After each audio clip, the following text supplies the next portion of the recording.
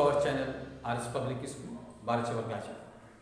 So my dear lovely student, I am going to teach you about science and our topic is natural gas. Natural gas is also a type of fossil fuel. Natural gas is also a type of fossil fuel like coal and petrol. Confirm? It is colorless, odorless. ये जो है जिसमें कि कोई colour नहीं होता है और गंध नहीं पाया जाता है। कंफर्म बात है? अच्छा, तो सारी बात another matter in about natural gas is just like butane, propane, methane, etc. These are natural gases containing with little quantity containing with nitrogen, carbon dioxide and hydrogen. Confirm? It is found underground. It is found underground very deeply in rocks. ये चट्टानों से ये जो है कि gas जमीन के अंदर बहुत अंदर चट्टानों के अंदर से ये गैस जो है प्राप्त की जाती है। क्लियर है ना? इसके यूजेज बहुत काफी है। It is neat and clean gas. अगर हम इसे जलाते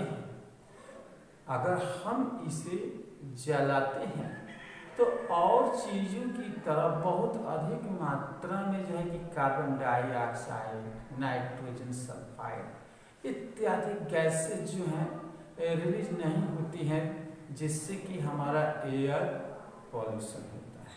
अगर हम इसे बर्न करते हैं तो बहुत कम मात्रा में कार्बन डाइऑक्साइड रिलीज होती है। क्लियर है? जिससे हमारा एनवायरनमेंट को कोई खतरा नहीं होता है, बहुत थोड़ा सा।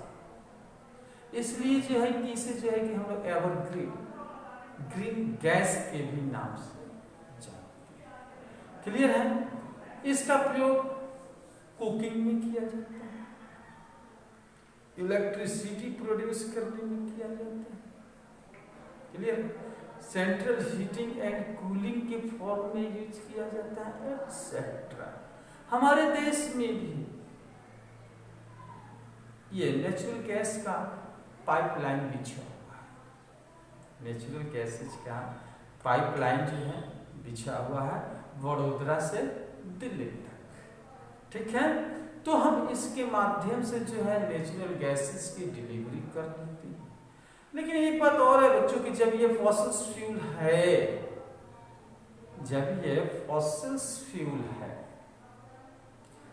तो इसका मतलब ये है कि ये resources which are fossil fuel are limited, ये लिमिटेड है और हमें इनका प्रयोग जो है जुडिशियली यानी समझदारी से करना होगा। नहीं तो ये फॉसिल फ्यूल एक दिन हमारे प्लेनेट से ही समाप्त हो जाएंगे। जैसे मान लीजिए कि कोल जो है अब एक 148 ईयर्स तक के लिए ही बचा। इधर पेट्रोलियम जो है 40 ईयर्स तक चलेगा और पेट्रोलियम, और नेचुरल गैस जो है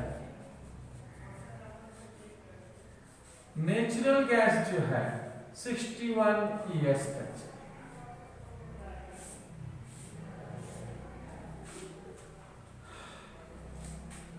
हमारे धरती के अंदर इतने समय तक के लिए ही ये फॉसिल फ्यूल है। उसके बाद से हम अपने जनरेशन को फॉसिल फ्यूल के बारे में किस्से कहानियों में ही सिर्फ बतला सकते हैं। कि एक पेट्रोलियम हुआ करता था, ऐसा हुआ करता था, कोयला हुआ करता था, अब कहाँ है? तो बच्चों हमें इन फॉसिल फ्यूल का यूज जो है समझदारी से करना चाहिए। मैंने अपने एक वीडियो लेक्चर में जो है कि आपको बतलाया था इसका प्रयोग कैसे करना है कैसे नहीं करना। तो चलिए इसी का नेचुरल गैस के तहत CNG भी आता है। CNG compressed natural gas. हम इस गैस को हाई प्रेशर एंड टेम्परेचर पर क्या करते हैं, कंप्रेस्ड कर देते हैं। नेचुरल गैस को जब हम लोग हाई प्रेशर और टेम्परेचर पर कंप्रेस्ड करते हैं तो और जो है कि हम इसे सिलेंडर में या स्फेरिकल कोई कंटेनर होता है जब हम उसमें इसे भर लेते हैं तब यह CNG कहलाता है, क्योंकि ये नेचुरल गैस जो है कंप्रेस्ड है, कंप्रेस्ड नेचुरल गैस यानी CNG कहलाता है। CNG यही तो है ग्रीन फ्यूल जिससे हमारे इन्वायरमेंट पर किसी प्रकार का इफेक्ट नहीं पड़ता है। इसका यूज ऑटो रिक्शा यानी डिफरेंट काइंड्स ऑफ व्हीकल्स में फ्यूल की तरह होता है।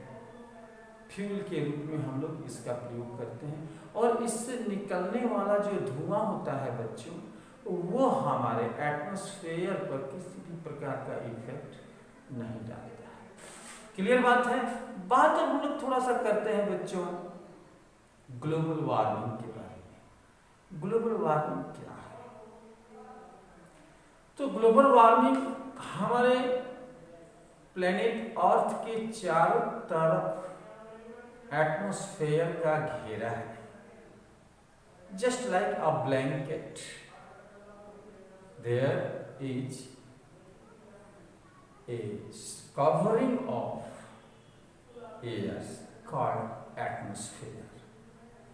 ये एक घेरा है जिसे हम लोग एटमॉस्फेयर कहते हैं। विभिन्न प्रकार की इसमें गैसेज है। There are so many different kinds of gases are present in our atmosphere.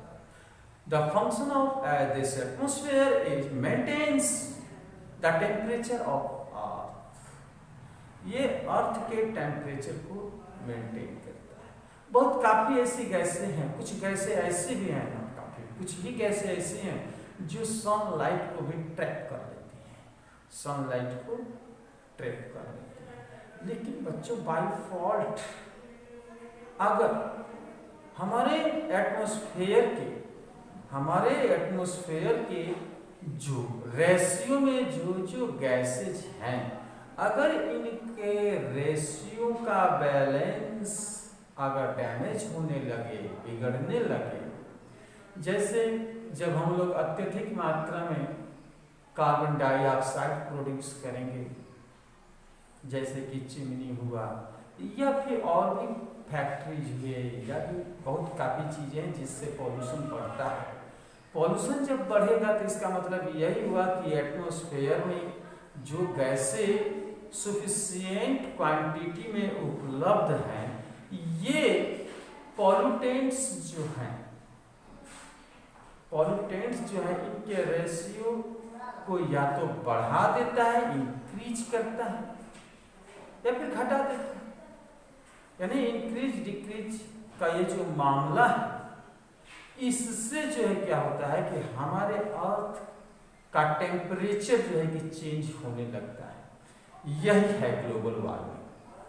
Global warming यही है, changing in temperature of our atmosphere and earth known as global warming. इससे होगा क्या, अगर हमारे एटमॉस्फेयर का जो है टेम्परेचर ज़्यादा बढ़ जा रहा है तो फिर बहुत काफ़ी जो है ग्लेशियर्स हैं, बहुत काफ़ी जो है कि इधर अंटार्कटिका की तरफ बर्फ है, ये सारे के सारे जो है कि पिघलने लगेंगे और जब पिघलेंगे तो फिर क्या हो जाएगा, वाटर राइजिंग, पानी जो है कि बढ़ने लगेगा और फिर क्या होगा, बढ़ते बढ़ते जब पानी का ये बढ़ना हो जाएगा तो एक दिन पूरी पृथ्वी जो है क्या हो जाएगी, सबमर्ज्ड हो जाएगी।